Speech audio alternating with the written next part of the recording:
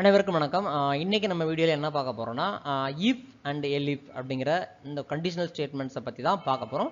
இது ரொம்ப ரொம்ப இம்பார்ட்டன்ட். எந்த ப்ரோக்ராமிங் லாங்குவேஜாக இருந்தாலும் இந்த இஃப் எலிஃப் அப்படிங்கிற கான்செப்ட் வந்து எப்படி ஒர்க் ஆகுது அப்படிங்கிறத கண்டிப்பாக தெரிஞ்சுக்கணும். ஸோ அது மாதிரி பைத்தானில் வந்து எந்த மாதிரி இருக்குது அப்படிங்கிறத நம்ம இந்த வீடியோ மூலிமா தெரிஞ்சுக்கலாம்.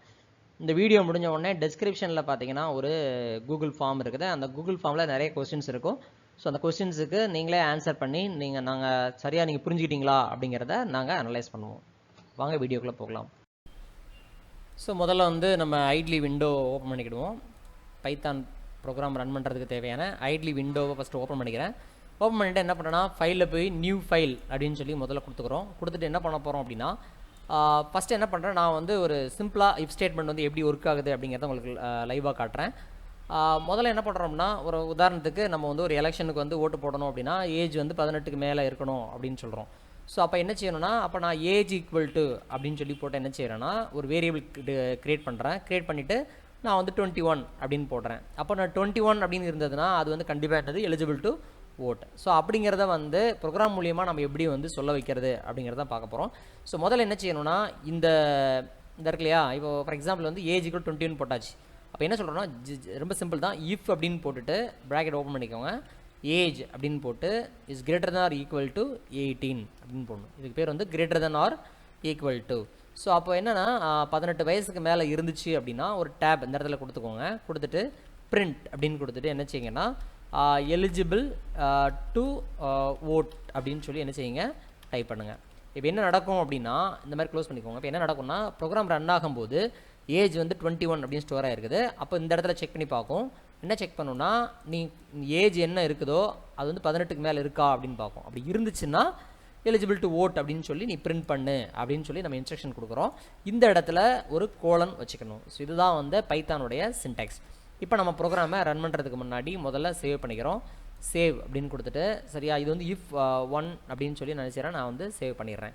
சேவ் பண்ணிவிட்டு இப்போ நினச்சேன்னா நான் வந்து ரன் பண்ணுறேன். ரன் மாடல் கொடுக்கும்போது ஆட்டோமேட்டிக்காக எலிஜிபிள் டு ஓட்டுன்னு வந்துட்டு. காரணம் என்னென்னா, நம்ம வந்து இப்போ அல்ட் டேப் கொடுத்துக்கிறேன்.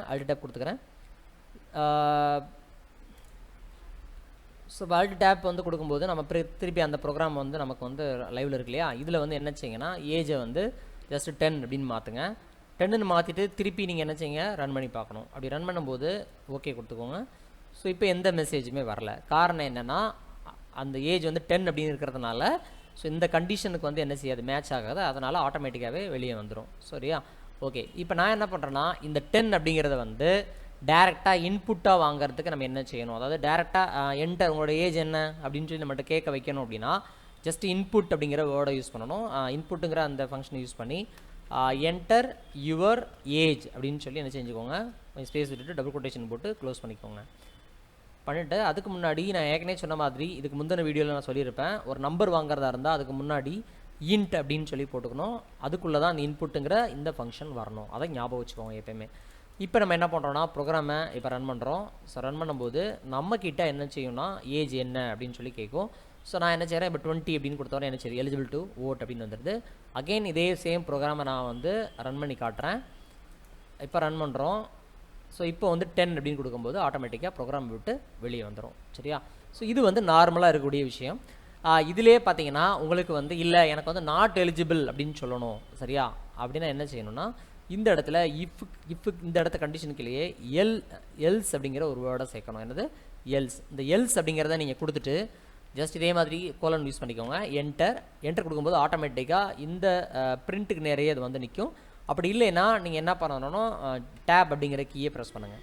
ப்ரெஸ் பண்ணிங்கன்னா, அதாவது இதில் வந்து ஒன்போல் இதே பொசிஷனில் அது இருக்கணும். ஸோ பிரிண்ட் அப்படின்னு கொடுத்துக்கோங்க. கொடுத்துட்டு நாட் எலிஜிபிள் அப்படின்னு சொல்லி ஒரு வேர்டை நான் நினச்சிக்கிறேன் டு ஓட் அப்படின்னு சொல்லி கொடுத்துட்றேன்.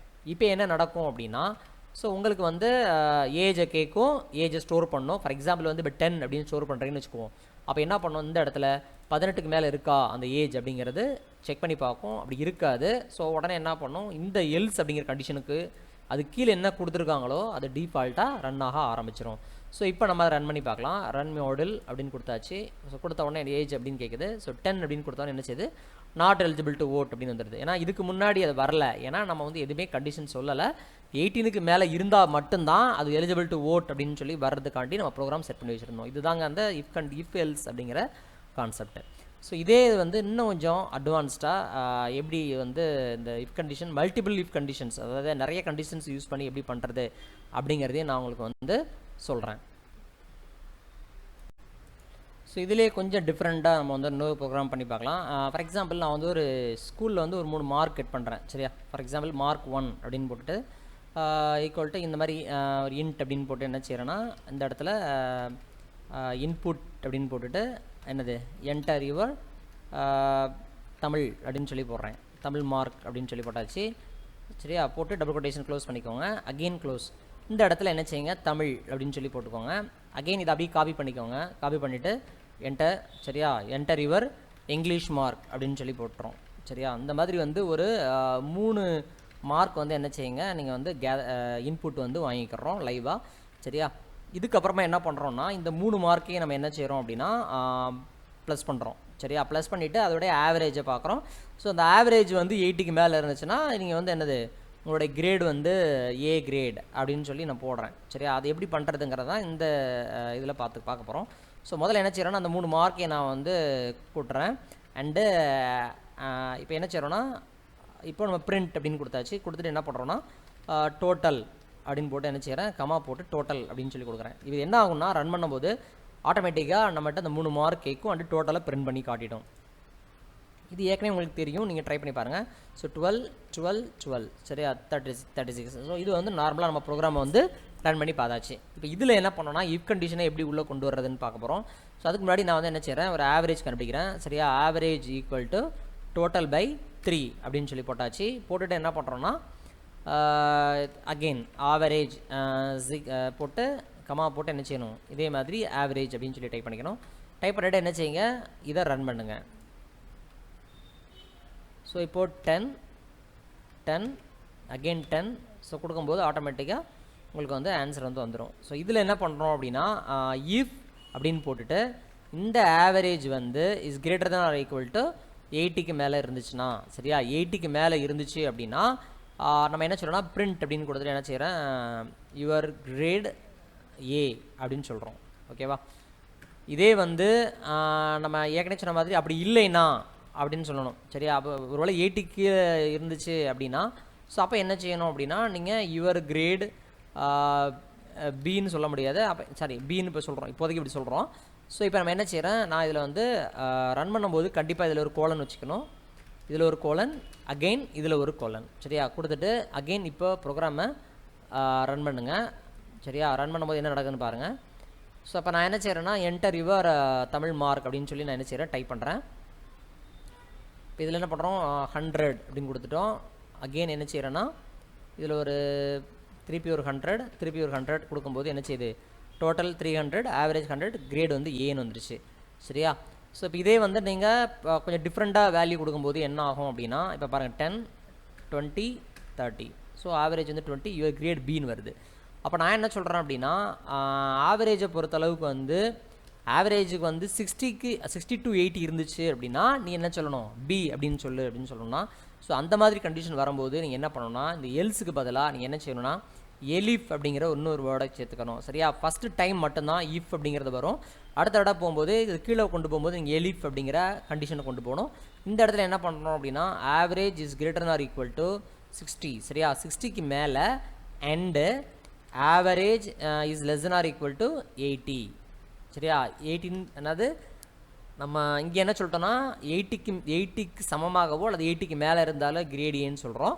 இதில் 60க்கு சமமாகவோ அல்லது 80க்குள்ள அப்படின்னு சொல்லும்போது இந்த இடத்துல ஈக்குவல் டு போடக்கூடாது. ஏன்னா 80 கீழே போயிட்டாலே ஆட்டோமேட்டிக் என்ன செய்யணும், பி கிரேட் அப்படின்னு காட்டணும். அப்படிங்கிறதுக்காண்டி என்ன செய்கிறேன், நான் வந்து இந்த மாதிரி போட்டுறேன். இப்போ என்ன ஆகும், இப்போ நீங்கள் ப்ரோக்ராமை அகெயின் இந்த மாதிரி ரன் பண்ணி பார்க்கணும். ஸோ ரன் பண்ணி பார்க்கும்போது இந்த இடத்துல ஒரு எரர் காட்டுது. ஸோ அப்போ நம்ம இந்த இடத்துல சிம்பிள் வழக்கம் போல் இந்த சிம்பிளை போட்டுக்கணும். போட்டுவிட்டு என்ன பண்ணுங்கள், ரன் பண்ணுங்கள். சரியா, ரன் பண்ணும்போது என்ன ஆகுது, ஸோ 10 இப்போ 10 அகெயின் 10.